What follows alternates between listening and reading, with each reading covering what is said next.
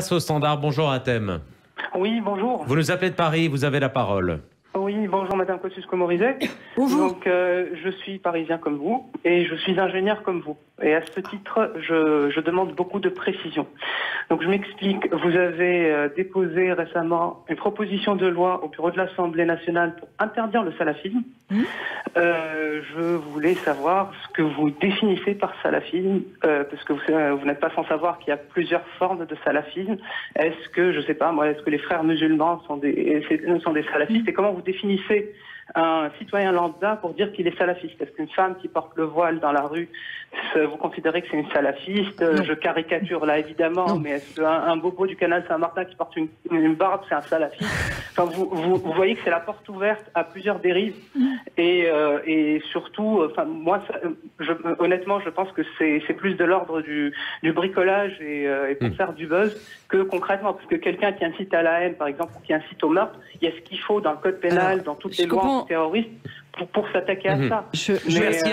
Merci Hatem pour cette question, les précisions de Nathalie Kosciusko-Morizet. Je comprends cette question et elle est entièrement légitime parce que la loi, elle doit être précise pour que chacun sache quel est son droit et pour qu'elle puisse être appliquée.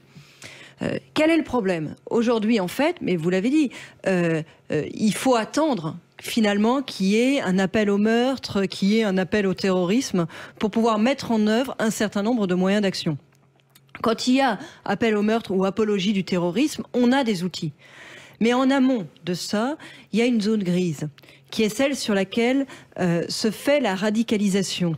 Une zone grise qui est celle du prêche d'idéologie politico-religieuse, qui appelle notamment à faire sécession en quelque sorte de la communauté nationale, à se refermer sur soi, à travers des pratiques ou à travers des idées qui finalement enferment ceux qui les professent dans l'idée qu'ils sont différents, qu'il ne faut pas côtoyer les autres. Et comment on trie les citoyens, demandait Hatem.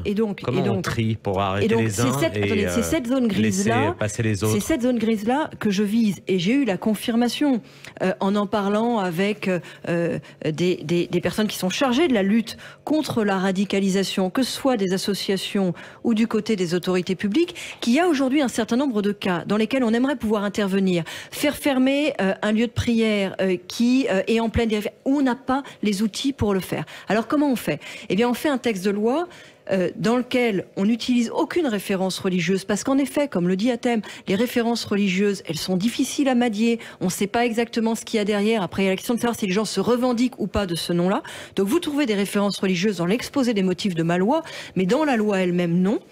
On sanctionne en fait les gens, les idéologies qui tendent à faire prévaloir l'interprétation d'un texte religieux sur les lois fondamentales de la République. Concrètement, quelqu'un qui se met au nom d'une religion à prêcher la discrimination et des pratiques discriminatoires entre les hommes et les femmes, cette personne-là peut être poursuivie. Autrement dit, on interdit le théologico-politique. Oui, on se donne les moyens d'agir en amont de l'appel au terrorisme. On se donne les moyens d'agir au niveau de la radicalisation avant finalement la violence. Le critère, c'est les propos tenus en réunion ou... Oui, ou alors les écrits sur Internet. En fait, si vous voulez, tous les supports de communication qui visent au prêche, c'est-à-dire potentiellement à l'endoctrinement.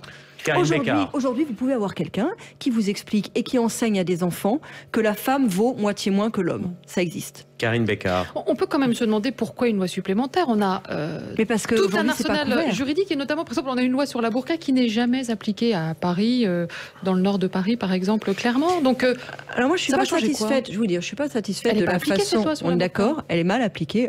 C'est pas qu'elle est pas appliquée. Il y a quelques applications, mais elle est mal appliquée. Mais d'abord, je ne trouve pas qu'elle soit pour autant inutile, parce que je pense que c'est important pour la République de dire ce qu'elle veut ou ce qu'elle veut pas. Et puis, une loi comme ça, même si vous ne réussissez pas à l'appliquer tout le temps partout, elle sert de base, elle sert de support à un certain nombre d'actions que vous voulez prendre et que vous n'arrivez pas aujourd'hui à prendre. Je vous donne un exemple concret des personnes avec lesquelles j'ai discuté qui travaillent sur la radicalisation, qui ont dans le collimateur des lieux d'endoctrinement, qui veulent pouvoir fermer et qui aujourd'hui n'arrivent pas à fermer. Pourquoi? Parce que les gens se méfient et ils ne font pas explicitement de l'appel au meurtre. Mais pour être complète, la politique que je propose sur ce sujet-là, elle marche sur deux piliers. Moi, je pense que le rôle de la République, c'est de dire ce qu'elle ne veut pas. mais aussi en face de dire et de promouvoir ce qu'elle veut. Ce qu'elle ne veut pas, c'est les idéologies politico-religieuses, et je pense qu'il faut clairement le dire, c'est ce que je propose avec cette proposition de loi. Ce qu'elle veut, c'est le développement d'un islam de France qui permette à tous ceux qui veulent pratiquer de le faire dans des conditions dignes et respectueuses des principes de la République. Et là, aujourd'hui, on n'est pas au rendez-vous. Je fais dans ce sens un certain nombre de propositions, comme la création d'une redevance sur le halal pour pouvoir mettre fin au financement étranger, ou encore, en intégrant l'islam dans le Concordat, la création en Alsace-Moselle d'une université. Donc un financement de facto par le public du culte musulman pour rattraper le retard. Dans le cadre du Concordat. Ah non, la redevance, c'est pas par le public, parce que la redevance, elle est gérée par la communauté. Donc c'est l'équivalent de ce que vous avez dans la religion juive. Aujourd'hui, dans la religion juive, vous avez une taxe sur le kasher, c'est une redevance en fait, une redevance sur le kasher qui est le prélevé au profit des institutions juives. Vous avez des institutions représentatives. Vous pouvez avoir la même chose pour les communautés musulmanes. Donc techniquement, c'est une redevance, c'est pas une taxe. Donc vous ne contrevenez pas à la loi de 1905, qui est un truc compliqué à modifier pour toutes sortes de raisons. Et en même temps, vous avez enfin un financement national. Donc vous vous donnez enfin les moyens d'arrêter avec les financements étrangers. Parce que moi, ce qui me trouble, c'est que ça fait des années, droite et gauche réunis, c'est pas un sujet partisan, que les ministres de l'Intérieur, encore une fois, droite et gauche réunis, vous disent il faut promouvoir l'islam de France. Et des années qu'ils négocient avec les États du Maghreb, avec l'Arabie Saoudite, avec la Turquie, les conditions d'exercice de l'islam en France. Pourquoi? Parce qu'il n'y a pas d'argent.